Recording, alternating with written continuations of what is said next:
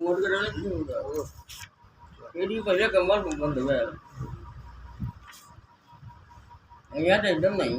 दसम स्कंद के उत्तरार्ध में 50वें अध्याय में जरासंध के आक्रमण की कथा है। जब तुम 50 वर्ष के हो जाओगे, जरासंध काल तुम्हारी मथुरा नगरी शरीर पर आक्रमण करेगा। जरासंध वृद्धावस्था है। हमारी उत्तरावस्था ही जरासंध है, जो शरीर के कई अंगों पर धावा बोल देती है। 50 वर्ष पूरे होने पर जरासंध आता है। जीवन का पूर्वार्ध समाप्त हुआ और अब उत्तरार्ध आया है। वृद्धावस्था शुरू हो रही है। जरासंध के आने पर मथुरा का गढ़ टूटने लगता है। आँखों की, कानों की, हाथ पांव की शक्ति क्षीण होती जाती है। 40वां वर्ष शुरू होते ही प्रवृत्ति में कटौती करनी शुरू करनी चाहिए। प्रभु की सेवा का समय बढ़ाते जाना चाहिए। श्री कृष्ण ने जरासंध को 17 बार पराजित किया, तो वह 18वीं बार कालयवन को साथ लेकर आया। उसने काल को पहले भेजा। जब जरासंध वृद्धावस्था अपने साथ कालयवन काल को भी ले आता है, तब बचना आसान नहीं है। जरासंध और कालयवन एक साथ आ धमके तो श्री कृष्ण को मथुरा छोड़कर द्वारिका जाना पड़ा। द्वारिका अर्थात ब्रह्म विद्या। द्वारिका ब्रह्म धस्या सा ब्रह्म विद्या, अर्थात श्री कृष्ण ने ब्रह्म विद्या का आश्रय लिया। मथुरा मानव काया छोड़कर ब्रह्म विद्या का आश्रय भगवान को भी लेना पड़ा। जब वृद्धावस्था अपने साथ काल को भी ले आए, तब द्वारिका ब्रह्म विद्या का आश्रय ले लो। ब्रह्म विद्या द्वारिका के द्वार काल और जरासंध के लिए खुल नहीं सकते। ब्रह्मनिष्ठ को काम, भोग, काल या वृद्धावस्था सता नहीं सकते। वृद्धावस्था में बूढ़ा 17 बार बीमार होकर बच जाता है, किंतु 18वीं बार तो काल उसे नहीं छोड़ता। वृद्धावस्था में बूढ़ा 17 बार बीमार होकर बच जाता है, किंतु 18वीं बार तो काल उसे नहीं छोड़ता। जरासंध का त्रास अर्थात जन्म मृत्यु का त्रास। जन्म लिया है तो जरा और मृत्यु की व्यथा सहनी पड़ेगी। नरक क्या है? शंकर स्वामी कहते हैं, यह शरीर ही नरकवास है। जन्म धारण करना ही नरकवास है। किसी भी समय गर्भवास न करना पड़े, ऐसा प्रयत्न करो। भगवान की प्रेरणा के कारण कुछ महापुरुष भगवान के कार्यों के लिए जन्म लेते हैं, वह उत्तम है। भगवान की प्रेरणा के कारण कुछ महापुरुष भगवान के कार्यों के लिए जन्म लेते हैं, वह उत्तम है, किंतु वासना के बंधनों के कारण जन्म लेना नरकवास है। जरासंध और कालयवन के धक्के खाते हुए मथुरा शरीर छोड़ने की अपेक्षा समझ बूझ कर छोड़ना अधिक अच्छा है। प्रवृत्ति हमें छोड़ दे, इससे पहले ही हम ही उसे क्यों न छोड़ दें।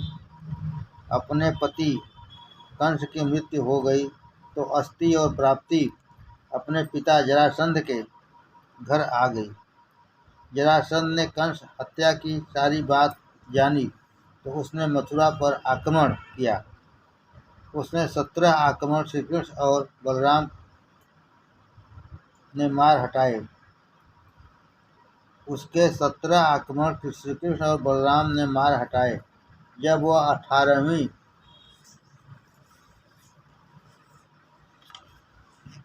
बार लड़ने के लिए आया और अपने साथ कालयवन को भी ले आया, तो श्री कृष्ण ने मथुरा त्याग का निश्चय किया।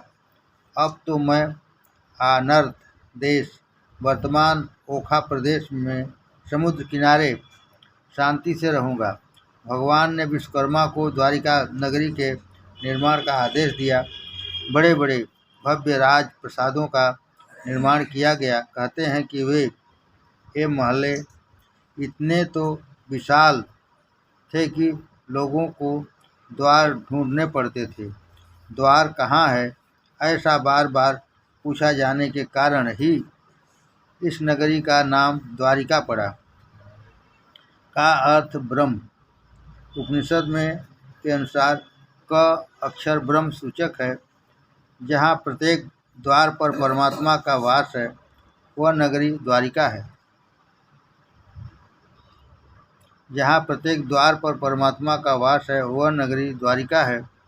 जिस शरीर रूपी नगरी के इंद्रियां रूपी द्वारों पर परमात्मा को स्थान दोगे तो जरासंध और कालेवन तुम्हें सता नहीं सकेंगे। द्वारिका में ये दोनों घुस ही नहीं सकते। प्रत्येक इंद्रिय से भक्ति करने वाला जीव कालेवन पर विजय पाता है। यदि जरासंध तुम्हारा पीछा कर रहा है तो प्रवर्षण पर निवास करो।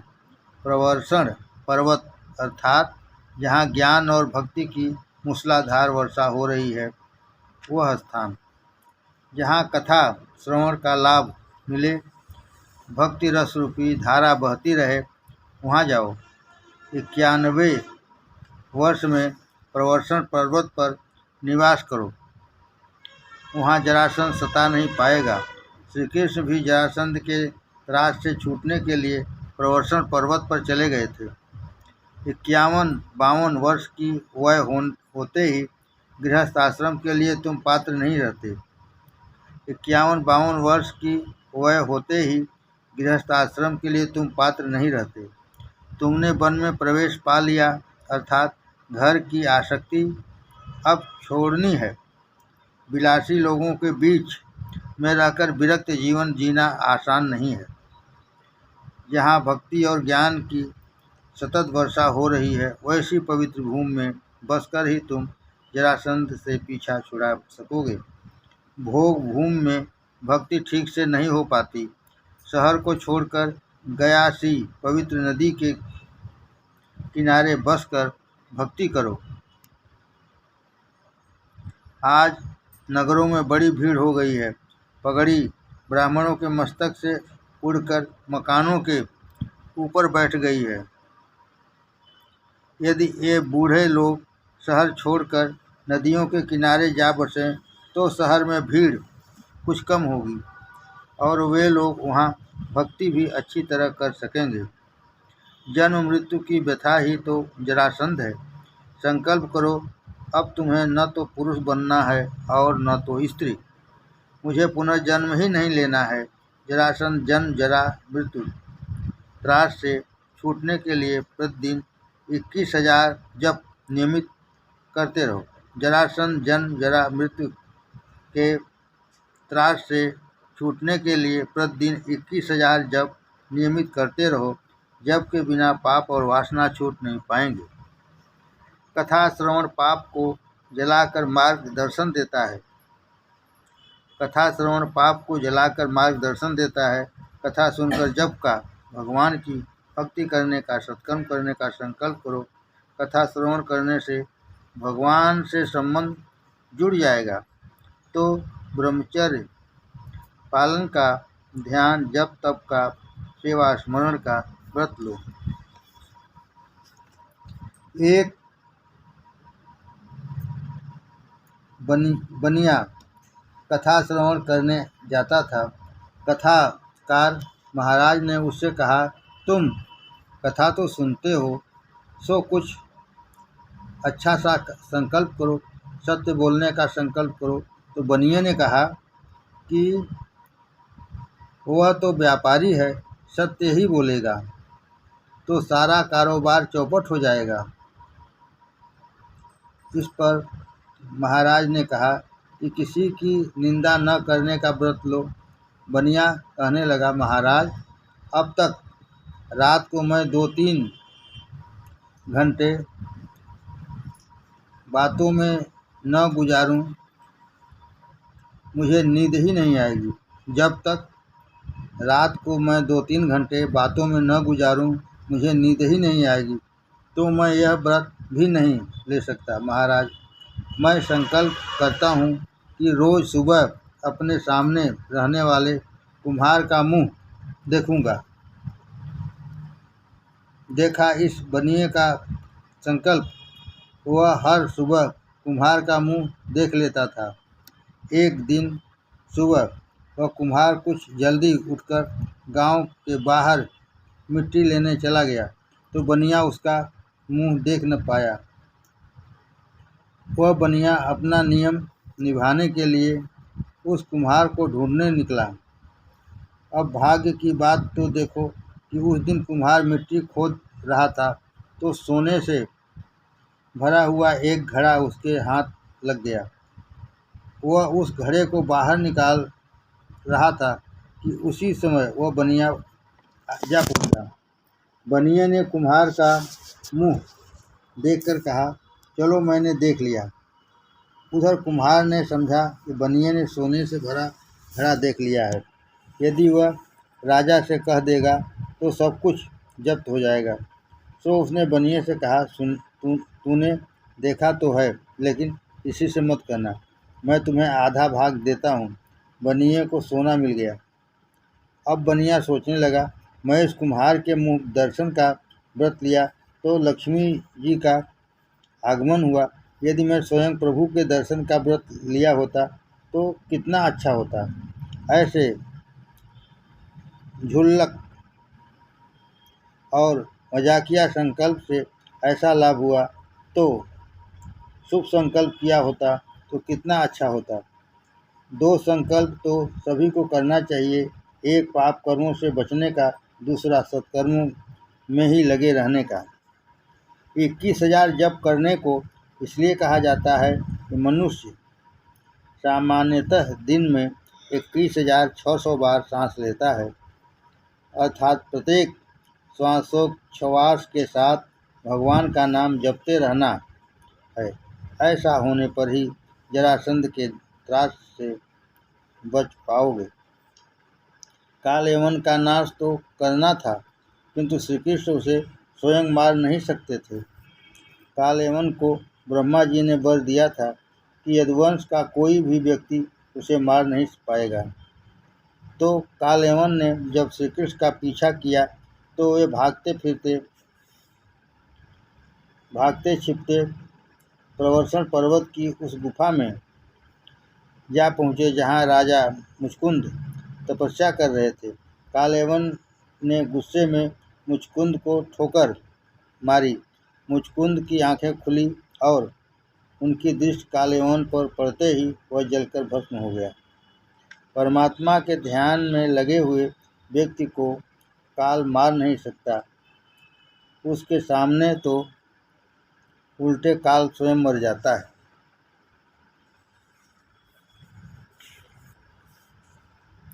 जब मुचकुंद ने जाना कि श्री कृष्ण आए हैं तो वे प्रार्थना करने लगे, जीव को मनुष्य की देह मिली है, किंतु विषयासक्त होने के कारण वह भगवान के चरणाबिंद की सेवा करता ही नहीं है।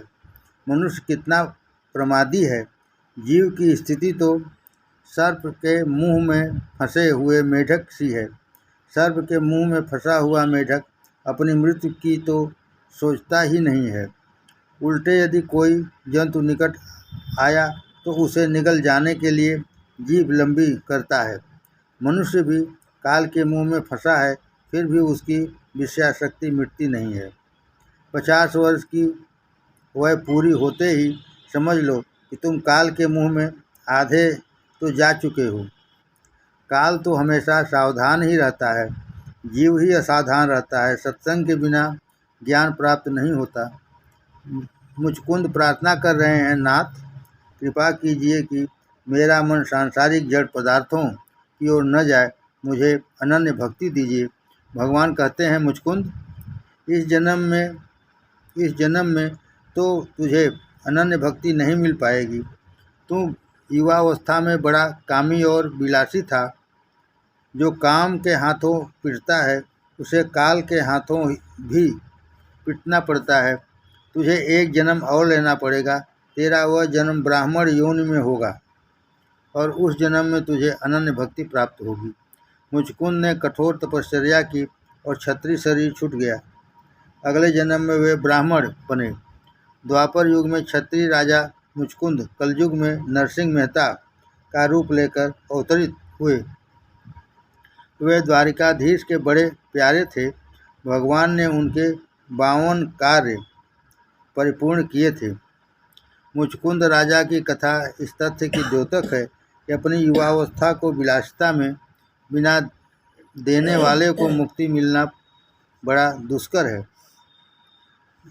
अपनी युवावस्था को विलासिता में बिता देने वाले को मुक्ति मिलना बड़ा दुष्कर है। ऐसे को अनन्य भक्ति भी नहीं मिल सकती। अपनी युवावस्था को विलासिता में बिता देने वाले को मुक्ति मिलना बड़ा दुष्कर है। ऐसी को अनन्य भक्ति भी नहीं मिल पाती। सो धीरे धीरे संयम को बढ़ाते जाना चाहिए और भगवतमय जीवन जीना चाहिए। प्रभु से अनन्य भक्ति की मांग करो। जवानी में भी सतत ईश्वर स्मरण करो। युवावस्था भी प्रभु भजन में बिताओ। ऐसा करने पर ही इस जीवन में अनन्य भक्ति प्राप्त होगी। मात्र वृद्धावस्था ही में ईश्वर की सेवा स्मरण भजन करने से तो अगला जन्म ही सुधर पाएगा, वर्तमान जन्म नहीं। मात्र वृद्धावस्था में ही ईश्वर की सेवा स्मरण भजन करने से तो अगला जन्म ही सुधर पाएगा, वर्तमान जन्म नहीं। अब आगे रुक्मिणी हरण का प्रसंग आएगा। परमात्मा लक्ष्मी के स्वामी हैं। लक्ष्मी जी जीव मात्र की माता हैं। अतः जीव को तो लक्ष्मी के विवेकपूर्ण उपयोग मात्र का अधिकार है, उपभोग का नहीं। लक्ष्मी के उपभोग का अधिकार तो मात्र नारायण को ही है। उपयोग और उपभोग में अंतर है। इंद्रियों को अनिवार्य वस्तु विषयों का देना उपयोग हुआ। इंद्रियों को अनिवार्य वस्तु विषयों का देना उपयोग हुआ, किंतु इंद्रियों की बिना आवश्यकता के भी उन्हें विषय देते रहना, उन्हें बहलाते रहना उपभोग है, स्वेच्छाचार है। इंद्रियों के अधीन होकर विषयों को देते रहना उपभोग है। धन के दुरुपयोग से इहलोक और परलोक दोनों बिगड़ते हैं। धन के दुरुपयोग से इहलोक और परलोक दोनों बिगड़ते हैं। संपत्ति और शक्ति का सदुपयोग करने वाला देव है। संपत्ति और शक्ति का सदुपयोग करने वाला देव है और दुरुपयोग करने वाला दैत्य। भागवत की कथा मानव को देव बनाने के लिए है। समय, शक्ति और संपत्ति का सदुपयोग करो। मनुष्य अपना बहुत सा समय संपत्ति और संतति के पीछे गंवा देता है। जीव बहुत सा समय फैशन और व्यसन में नष्ट कर देता है। शरीर और संपत्ति को अतिशय व्यथा देना या अतिशय दुलारना अच्छा नहीं है। यदि परमात्मा ने तुम्हें अधिक दिया है तो सदुपयोग करने का अधिकार, उत्तरदायित्व तुम पर है। यदि भगवान अप्रसन्न होंगे तो जीव मात्र की दुर्गति होगी। शास्त्र ने लक्ष्मी के 3 भेद बताए हैं: लक्ष्मी, महालक्ष्मी और अलक्ष्मी। लक्ष्मी नीति अनीति दोनों तरह से प्राप्त धन साधारण लक्ष्मी है, जिसका कुछ सदुपयोग भी होगा और कुछ दुरुपयोग भी। लक्ष्मी नीति अनीति दोनों तरह से प्राप्त धन साधारण लक्ष्मी है, जिसका कुछ सदुपयोग भी होगा और कुछ दुरुपयोग भी। दूसरा, महालक्ष्मी धर्मानुसार प्राप्त धन महालक्ष्मी है। धर्म श्रम की मात्रा से अधिक लाभ उठाना, मुनाफा लेना पाप और चोरी है।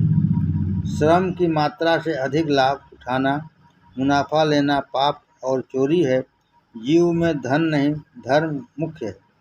धर्म ही मृत्यु के पश्चात भी साथ जाता है।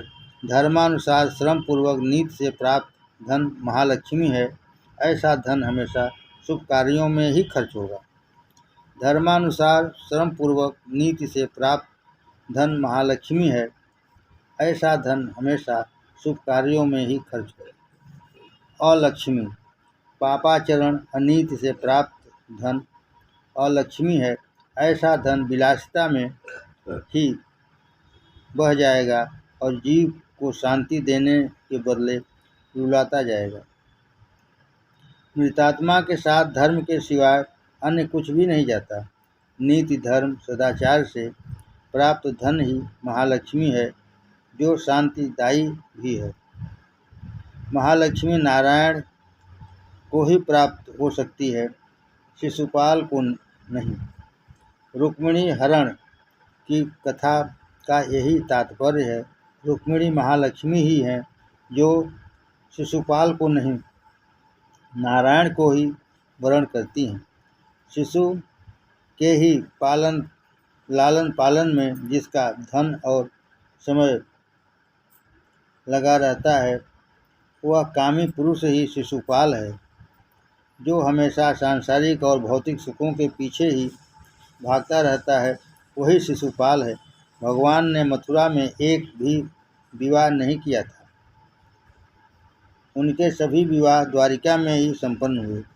प्रत्येक इंद्रिय को वश में करके ब्रह्म विद्या की प्राप्ति कर लेने के बाद ही विवाह करो। प्रत्येक इंद्रिय को वश में करके ब्रह्म विद्या की प्राप्ति कर लेने के बाद ही विवाह करो।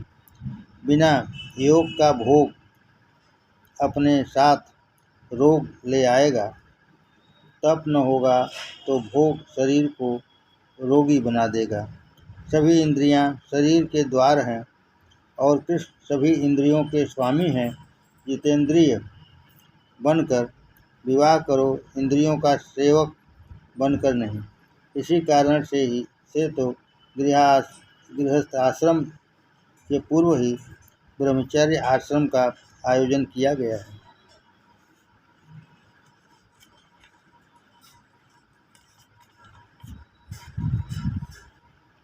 राजा परीक्षित, महाराज, मैं रुक्मिणी विवाह का प्रसंग विस्तार से सुनना चाहता हूँ। सुखदेव जी, राजन सुनो। विदर्भ देश के राजा भीष्मक के 5 पुत्र और 1 कन्या थी। ज्येष्ठ पुत्र का नाम रुक्मी था और कन्या का नाम रुक्मिणी। भागवत ने उनकी माता का नाम नहीं बताया है, किंतु अन्य ग्रंथों के अनुसार उनकी माता का नाम शुद्ध मति था। जहाँ मति शुद्ध होती है, वहाँ महालक्ष्मी का आगमन होता है। रुक्मिणी लक्ष्मी का अवतार थी। भीष्मक राजा की इच्छा थी कि रुक्मिणी का विवाह श्री कृष्ण से किया जाए, किंतु राजा का पुत्र रुक्मी अपने बहन का विवाह गोपाल के साथ नहीं, राजा शिशुपाल के साथ करना चाहता था। रुक्मिणी ने भाई की इच्छा जानी तो उसे बड़ा दुख हुआ। रुक्मी ने शिशुपाल को बारात लेकर आने का आमंत्रण दिया। कामी शिशुपाल बारात सहित आ पहुंचा। गणपति पूजा के समय भी इस कामी का ध्यान तो रुक्मिणी की ओर ही लगा हुआ था। उसका ध्यान कन्या के दैविक सौंदर्य की ओर था। अब जब साधारण जीव विवाह करने जाता है तो कामाधीन होकर जाता है। प्रभु तो गोपाल अर्थात गो इंद्रियों को नियंत्रण में रखने वाले हैं। भगवान जितेंद्रिय बनकर विवाह करने जाते हैं। शुद्धमती के अंतःपुर में एक सुदेव नामक ब्राह्मण आता जाता था। रुक्मिणी ने उस ब्राह्मण से कहा, मैं श्री कृष्ण से विवाह करना चाहती हूँ। 7 श्लोकों में लिखा हुआ मेरा यह पत्र तुम श्री कृष्ण तक पहुँचा दो। एक नाथ महाराज ने रुक्मिणी स्वयंवर पर भाष्य लिखा है। वे कहते हैं कि रुक्मिणी श्री कृष्ण का विवाह शुद्ध जीव और ईश्वर का विवाह है। भगवान कथा के अंतिम दिन को इस विवाह की कथा आती है। भागवत कथा के अंतिम दिन को इस विवाह की कथा आती है।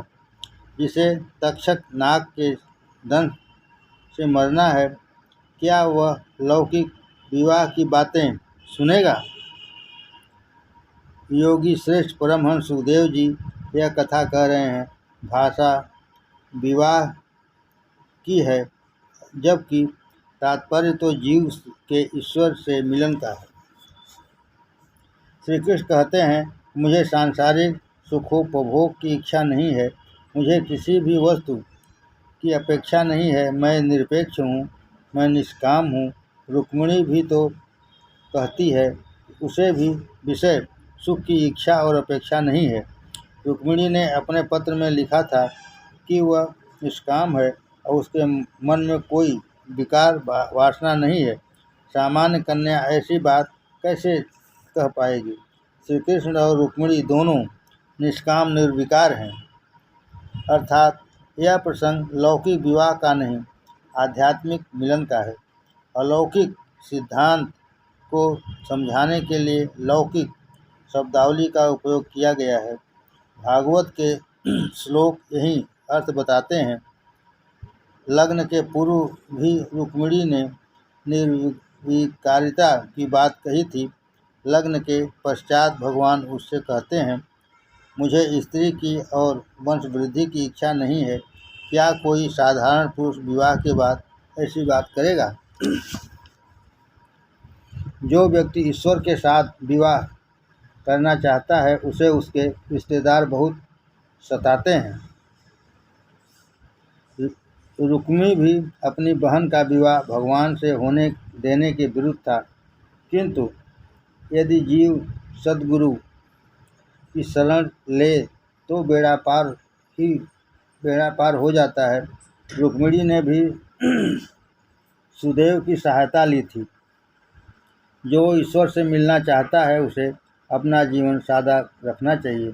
राजकन्या होते हुए भी रुक्मिणी पार्वती के दर्शन के लिए पैदल ही गई। सुखदेव जी यह कथा कह रहे हैं।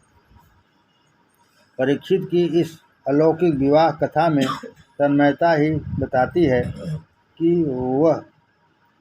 यह विवाह साधारण मनुष्यों का नहीं था। यदि रुक्मिणी लौकिक सुख चाहती होती तो वहाँ उपस्थित अन्य किसी भी राजा के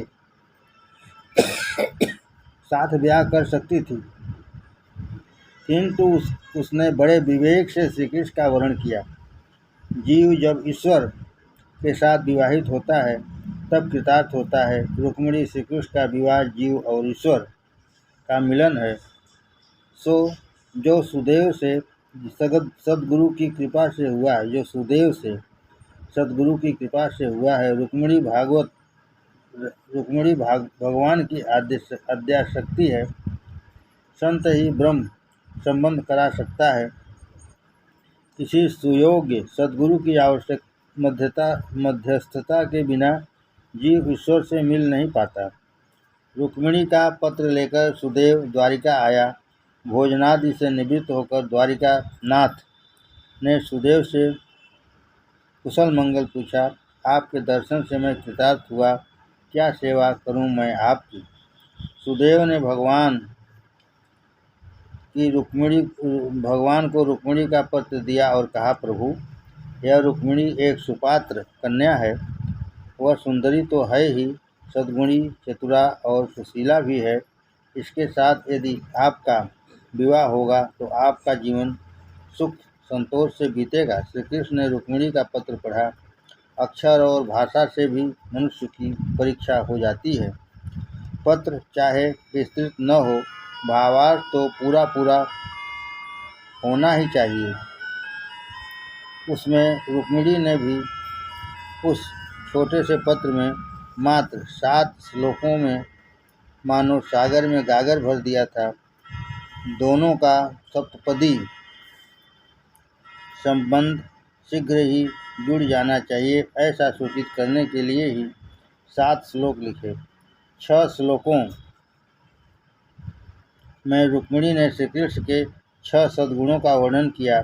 उन श्लोकों में ऐश्वर्य, यश और श्री, ज्ञान और वैराग्य कूट कर भरा है। जीव यदि दीन बनकर भगवान की शरण में आता है तो वे उसकी उपेक्षा नहीं करते, उसे अपना लेते हैं। जीव का धर्म भी शरणागति लेना है। पत्र में कृष्ण को सुंदर सा संबोधन किया गया था। यह जगत नहीं, जगत का सृजनहार सुंदर है। संसार में जो कुछ सुंदरता है वह श्री कृष्ण के सौंदर्य का अंश मात्र है। संसार कार्य है और कृष्ण कारण। सौंदर्य की कल्पना में से विकार का भी जन्म हो सकता है। सौंदर्य की कल्पना में से विकार का भी जन्म हो सकता है। हमेशा यही सोचो कि मनुष्य की सुंदरता ईश्वर की सुंदरता के कारण ही है। भागवत सुंदर दृष्टि देता है, अहम की दृष्टि को बदलता है। जगत जैसा है वैसा ही रहेगा। प्रश्न दृष्टि का है, जैसी दृष्टि वैसी सृष्टि। नाथ, आप अतिशय सुंदर हैं।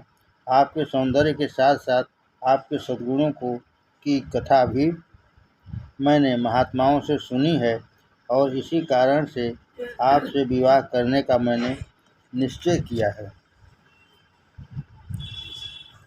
आपके सद्गुणों ने मेरा मन मोह लिया है, मेरा चित्त चुरा लिया है। आपके सौंदर्य और सद्गुणों का वर्णन सुनकर मेरा मन निर्लज्ज हो गया है। बार बार श्री कृष्ण कथा सुनने वाले का मन श्री कृष्ण हर लेते हैं। सुखदेव जी जैसे निरपेक्ष वक्ता भी कृष्ण कथा कहने की इच्छा रखते हैं। यदि कोई श्रोता नहीं मिल पाता था तो वे वृक्षों को ही रास पंचाध्यायी सुनाते थे। सुखदेव जी जैसे निरपेक्ष वक्ता भी कृष्ण कथा कहने की इच्छा रखते हैं। यदि कोई श्रोता नहीं मिल पाता था तो वे वृक्षों को ही रास पंचाध्यायी सुनाते थे। नाथ, मैं किसी कामी पुरुष के साथ विवाह करना नहीं चाहती। मैंने अपनी आत्मा आपको आपकी चरणों में समर्पित कर दी है। परमात्मा सोचेंगे कि ऐसी निर्लज्ज कन्या से कैसे विवाह किया जाए। सो रुक्मिणी ने आगे के श्लोक में लिखा, नाथ, इसमें मेरा अपना कोई दोष नहीं है कि मैं निर्लज्ज हो गई हूँ। मैं वैसे तो लज्जा युक्त ही थी, किंतु आपके सद्गुणों ने ही मुझे निर्लज्ज बना दिया है। मेरी निर्लज्जता के दोषी आप ही के सद्गुण हैं। आप तो सभी के अंतर्यामी हैं। मैं और लिखूं तो क्या लिखूं? मेरी मनोभावना से आप सुपरिचित हैं। रुक्मिणी शिशुपाल का नामोल्लेख करना चाहती नहीं थी, किंतु उसने सोचा कि संभव है कि कृष्ण ऐसा सोचेंगे कि यदि हरण करके मुझसे विवाह करेंगे तो उन्हें और तो कुछ मिलेगा ही नहीं। जो कन्या अपने साथ कुछ संपत्ति न लाए उससे विवाह करने से क्या लाभ होगा। सो रुक्मिणी ने आगे के श्लोक में लिखा कि वह अपनी निजी संपत्ति श्री कृष्ण को दे देगी। कौन सी वह संपत्ति? मैंने हमेशा नियमित सत्कर्म किया है। तुलसी की पूजा किए बिना मैं पानी तक नहीं पीती। आज तो नारी तुलसी की पूजा करती ही नहीं है, और यदि कोई नारी करती भी होगी तो चाय पान के बाद। संयम और सदाचार के बिना जीवन कैसे सुधरेगा? सदाचार का अर्थ है शास्त्र सम्मत धर्म द्वारा निर्दिष्ट आधार, स्वेच्छाचार नहीं। मैंने कई व्रत नियम आदि किए हैं। मैंने गरीबों को वस्त्र और अन्नदान भी दिए हैं। मैं अपनी पुण्य संपत्ति साथ ले आऊँगी। मैं अपनी अलौकिक संपत्ति साथ ले आऊँगी। आप मुझे स्वीकार करें। पतिव्रता पुण्यशाली नारी का पति कभी दुखी नहीं होता, सुखी ही होता है। अपनी संपत्ति की चर्चा करने के बाद रुक्मिणी ने स्वयं को प्राप्त करने का उपाय भी बताया। मैं प्रतिदिन पार्वती की पूजा करने के लिए मंदिर जाती हूँ। आप मुझे वहाँ से हर लें। हर ले जाना। मुझे विश्वास है कि आप इस दासी को स्वीकार नहीं करेंगे तो मैं आपको प्राप्त करने के लिए हजारों जन्म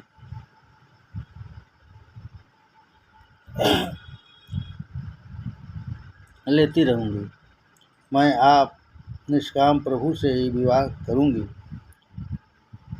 अन्य किसी भी पुरुष के साथ नहीं। यर्जम्बुजाक्ष न लभेन भवत्प्रसाद जहयामसून व्रत प्रसाद उच्छ्जन्मन भी स्यात्। चाहे 100 जन्म क्यों न लेने पड़े, किंतु मैं वरूँगी तो आपको ही। रुक्मिणी जैसे अटल निश्चयी को ही भगवान मिलते हैं।